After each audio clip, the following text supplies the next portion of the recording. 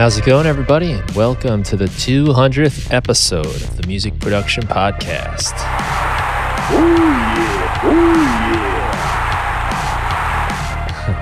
Right now, you're hearing some music I made on the 17th day of January. And this little song here is really using my 80s VHS synths, Ableton Live Pack. It's a collection of instruments I made by recording synthesizers to VCR tapes, specifically Pump Up the Volume starring Christian Slater. I think that makes it sound even better. So all of these sounds have this like warm kiss of the VCR tape. You can get this pack at my store, brianfunk.com/store. And if you use the code podcast, you'll get 25% off. The 80s VHS pack is actually my most popular pack. So check it out. This is the 200th episode of the Music Production Podcast. Excellent! Doing some sound effects today. And I wanted to just take a little time to look back, reflect, and offer some thoughts on this. I don't want to make a huge deal out of this. The point isn't getting to 200, because if that was the goal, then I'd stop, and I have no intentions of doing that. But I think this is a great lesson in the idea of that the time is now. If there's something you want to do, let's assume it's some sort of music production, music making. The time is now. Your past self did not do it, and your future self can't do it. Only the you that you are now can actually do anything. So you have to do it in the moment you're in right now, whatever that is. When you're listening to this podcast, maybe even stop the show and get going. Do your future self a favor. Think about how you'll feel in the future if you have gotten going and where you'd be. You know, if you would have started a year ago, think about where you'd be now. If you start now, soon enough, it will be a year from now, and you will have made all of that progress. I really think of this whole podcast as living proof of that in my own life. I let this idea grow and swell and get so big in my mind before I ever started. I had so many plans and ideas, whether it was going to be like live broadcast, if it was going to have tutorials, different sections, different parts of the show, maybe segments, various guests. I just had it so big that it became impossible to start. For whatever reason, one day I just decided to start. One day I just went to the bare minimum. What do I need? A microphone. Cool. Got it. Let's go. And just tried it to see if I could even do it. And it was just that idea of let's just go with what we got right now and see what happens that really got this thing going. At the time, there was so much I didn't know and so much I'm still learning. That was almost 4 years ago. But at the time, I didn't understand podcasting platforms, what the right one was, what the best one was. And a place I was starting to get caught up was researching everything.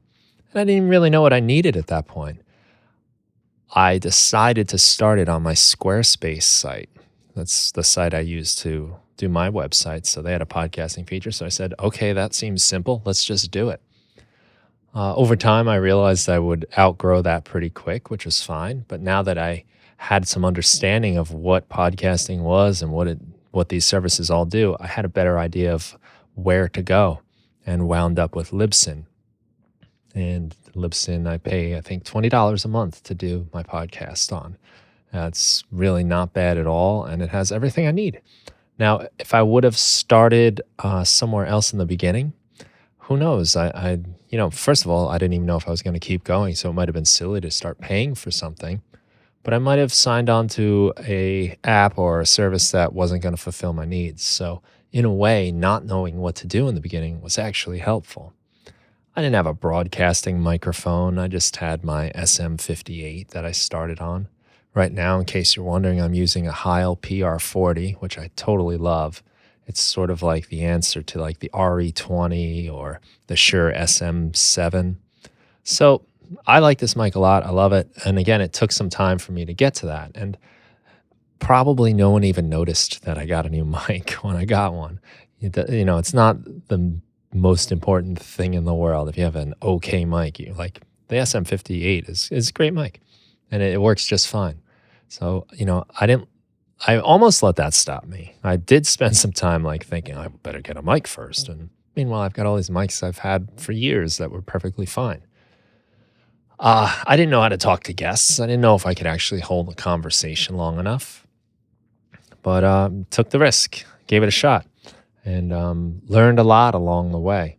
I think a great thing was that I had this mindset of the learner. I was, and I still am really. I was going to go into every conversation trying to learn as much as I can, and also realize I'm learning about hosting a show and what it's going to be like. And I realized pretty quickly on that I wanted to have a kind of casual conversation vibe to it.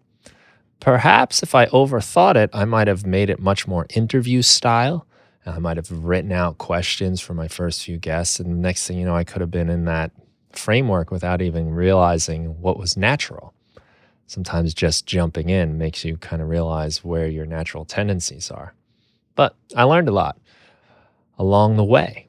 Probably the biggest lesson I learned about talking to other people on this show was to not talk as much, to stay quiet sometimes, to often let the silence last just a little bit longer than I normally would. There's a tendency when the silence comes in that we jump in to fill it so it's not awkward. But sometimes you cut into people's thoughts. They might pause for a second to gather a few words. And if you're just trying to fill silence, you might jump in and ruin that train of thought.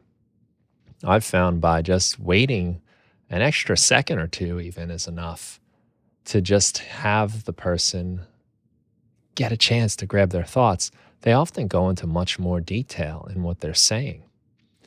Um, I learned a lot actually from watching the FBI negotiator masterclass. So masterclass has this FBI negotiator. His name's Chris Voss, and his masterclass was excellent. He's the hostage negotiator for the FBI, and he talks about talking to people and negotiating. And the way he approaches it is really about empathy and understanding the other person. There's a lot of really good information. One of my favorite tricks that I find works so well on the podcast is to just repeat the last few words or so that a person says. So they might say, like, I had a rough start in the beginning. And I could say, a rough start. And that will allow them to elaborate. They'll kind of keep going. And it works almost comically well. You should try it in your life. But that's a great masterclass, P.S. Chris Voss, the FBI negotiator. I think it'd be great for anyone's life just in communicating and understanding people.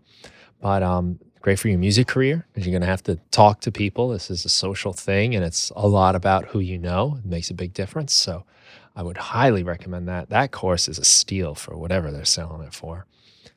When I started, I really did not know how long it would last, and I was never expecting to get to 200 episodes and coming up on 4 years now. At the end of February, it'll be 4 years since the show started. The big lesson here is that you get to big places by doing lots of little things, that very consistent daily effort, just chipping away at the project, keeping moving and focusing on what you can control, right? I can't control how many people listen to the podcast, if people listen, if guests will come on the show or not, but I can take a chance and try. I can chip away. I can control that. I can control setting up the mic and talking and speaking to anyone that's willing to speak to me. It's a matter of that daily consistent effort, focusing on the things you can control. I was reading up about New Year's resolutions and read that something like 75% of people that have a New Year's resolution have given up by the end of January. So there's a pretty good chance if you had a New Year's resolution, you're already given up on it. Here we are, January 17th or 18th, and that's it. You're done. Like the whole year is like kind of gone. And I don't think that's because people are lazy or they don't want it. I just think it's a matter of bad goal setting. And I wanted to talk about a concept called SMART goals. Maybe you've heard of it. SMART is an acronym. It stands for specific, measurable, actionable, realistic, and timely. And it's a really great way to frame your goals so that you can actually get them done. So specific is the first part. Make the goal really specific. So, becoming a better producer isn't really a great goal because it's not specific enough. It's just this idea you want. And then there's no real way to know if you've made it. How do you measure that? You're a better producer, you're a good producer. What is that?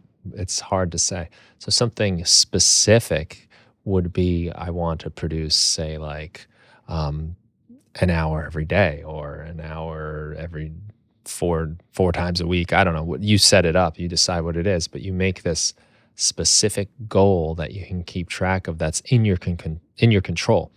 You can control how much time you put in, and that's really what the trick to everything is, especially music production. It's a matter of putting the time in. Measurable is something you can keep track of. I really like the idea of trying to do something daily or even weekly because you can every week, every day reflect on whether or not you have achieved your goal for that day. And if you haven't, you can pick yourself up the next day and keep going. And if you have, great, pat yourself on the back. I did an episode on the chain method made popular by Jerry Seinfeld. That's episode 172, Produce Music Like Seinfeld. The idea is basically keeping track of when you do, in his case, it was joke writing, but say it's music production. Just put an X on your calendar and you'll start building a chain over time, and you won't want to break that chain. The consistency will be its own reward. So even if you don't necessarily notice you're becoming a better producer, you will notice that you have produced every single day for the last, 18 days, say, if you were doing January, or maybe whatever your goal is. If it's a weekly thing, maybe like you want to make sure you get 8 hours of work in throughout the week. Every week you can check to see if you've done that, and if you start building that streak of doing it a couple weeks or days in a row, that becomes the reward. That becomes where you get your satisfaction. Measurable can be dangerous because you got to pay attention to what you're measuring. You can very easily get obsessed with likes and views and metrics, but those are things you really can't control. And if you let those things be your kind of guiding light, you might give up, you might get upset, and even though you're doing the work, it doesn't always come right away. Or you might strike something and then start compromising your values and losing sight of your mission and just start catering to the likes and the clickbait or whatever it is. I think those are bad ways to measure it. I think the better way to measure is what you actually do. For me, for the podcast, I'm trying to do about an episode a week, and I'm roughly on track. I got to make up a few, I think, to make it for this year, but roughly on track, and that feels pretty good. About 52 a year, and we're coming up on 4 years. So at the end of February, if I have 208 done, you'll know that I did it. If not, it's not a big deal. Still, where we've gotten so far is incredible and well beyond what I ever expected. So just be careful of what you measure. If I was watching views and downloads, there's a chance I might not have kept going in the early days. I might have said, no one cares, so I'm giving up. The actionable part in SMART has to do with, is it something you can actually do? Is it, something you have in your control? Realistic is basically, can you actually do this on a regular basis? Can you actually put in an hour a day to make some music? If you said, I'm going to spend 8 hours a day every day, that's probably not very realistic, especially if you're starting from nothing. So make it realistic. It's a little balance, and you might have to tweak it along the way, but make it so it's not so little that it doesn't actually do anything for you, but make it so it's not so much that you never actually do it. I do find sometimes like small goals are nice because, like, say it was to produce for half an hour a day. I can usually peel myself off the couch for a half hour to do some work. And a lot of times, once a half hour goes by, I'm just getting into it and I'm having fun and I keep going. So realistic is important. Don't make it too easy. Don't make it too hard. Find that balance. And it will probably need to be adjusted. And the timely part, you need to sort of have an end in sight. I think January is a really nice illustration of this whole SMART idea. It's very specific. You're just making some piece of music every day. You get to measure it every day. Is it something you have control over? Is it actionable? Yes, of course. You just need to make a little bit of music with whatever you have. Is it realistic? I think so. I think doing a little bit each day is not bad, especially when you consider the timely part, which is during the month of January. So it might be a tough thing to do beyond that. There's probably days that'll come in and you'll miss, whatever, it's fine. But knowing that like January is going to end is a big help too. I have to admit, it's a lot of fun, but it's a lot of pressure sometimes too.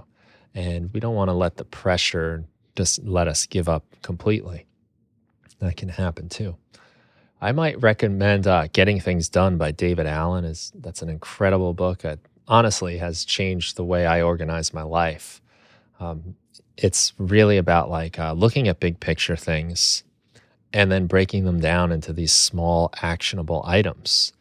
And by doing that, you can take pretty much anything and now you've got these just little tasks you need to do and you start chipping away at them. Great book, highly recommended. And like I said, honestly, changed the way I do a lot of things in my life. I think a good exercise too, just something that's helped me, is visualization. So I might visualize how it'll feel if I do something. So this is like positive visualization. I wanted to have a podcast. How would it feel? How nice would it be to talk to different people and learn from them? That was very motivating for me. Now, on the other end of this is also negative visualization. How will you feel if you don't do it? What will be different? What will you have missed out on? They say human beings are much more sensitive to loss than they are to gains. So, for example, if you won $100, that would not feel as intense as losing $100. And there's some, they put out figures, it might be like 5 times worse, twice as worse, whatever. But it would take you like winning, in that case, like $500 to feel as good as losing $100 feels. So you can use that to kind of make you do things, negatively visualize it. Really powerful technique you can use in your goal setting and your motivation. So the time is now. The only time is now. And I told myself that right before I started recording this. I was like, if I want this done, I have to do it, and I have to do it now. And I'll be thankful I did it. It'll be a gift to my future self, which in a few minutes I'll be able to enjoy. So I wanted to thank you. If you are listening to this, it means the world to me that you even want to listen to this. I'm really psyched, really excited. Last year in 2020, we were doing really well with like numbers. If you want to like look at that, we were up over 30,000 downloads a month until COVID hit. And then we dropped down to around 20,000. I think it's because people weren't commuting to work as much. I know I wasn't listening to as many podcasts myself. I do a lot of that on my drive. Maybe that's why. I don't think it's anything that happened or I said. I think there were some great guests on the show, so I don't blame that. I think it was just the world happened, But we are coming back, and we're getting close to establishing that number. And just yesterday, we had the biggest day ever. We topped 2,000 downloads in one day, which is insane. I can't even believe it. It's really amazing. So that was the biggest day ever. So things are looking up. And you know what? It doesn't really matter, because here's the thing. The beauty of doing this podcast is I get so much out of it personally. I get to talk to all kinds of different people. I get to learn from them. I get to talk just like I'm doing right now, organizing my thoughts. I've learned so much about how just talking helps you organize your thinking and get your mind straight. It's really pretty powerful. I guess it's like journaling. Writing in a notebook does that too. But talking is nice as well. I've had the experience of journaling, but not really until the podcast did I realize how much talking can help. So it's like this kind of thing that is a win without any of the results attached. And I'm sure if you're into making music and if you're into expressing yourself through sound and that kind of art, it's its own reward. The fact that you did it, the fact that you made something that didn't exist before is its own reward. Those are much better things to focus on than any kind of measures and metrics. And truthfully, if that was my sole motivation, who knows? I might have got discouraged over the spring when numbers dropped a bit. But it wasn't the case. In fact, I found the podcast to be a source of like healing, made it easier to get through the pandemic and lockdowns by having the chance to talk to different people and see what's going on with them in their life, how they're dealing with it, what's going on in their part of the world. It was wonderful for that. So um, if you can make your goal or your yeah, I guess your goal like something that is sort of self-rewarding like that, then it makes it a lot easier to get it done. So be specific in what you want to do and know that you have to do it now. It's the only time. I'm going to end this show now, and now you have no excuse but to get to work. Thank you so much for listening. Enjoy the work. Have fun with it, of course. And if you are inspired, rate the show, review it wherever you get your podcasts, or even better, share it with someone and let them know about it. I'd appreciate that very much. And I thank you so much for listening all this time. Have a great day.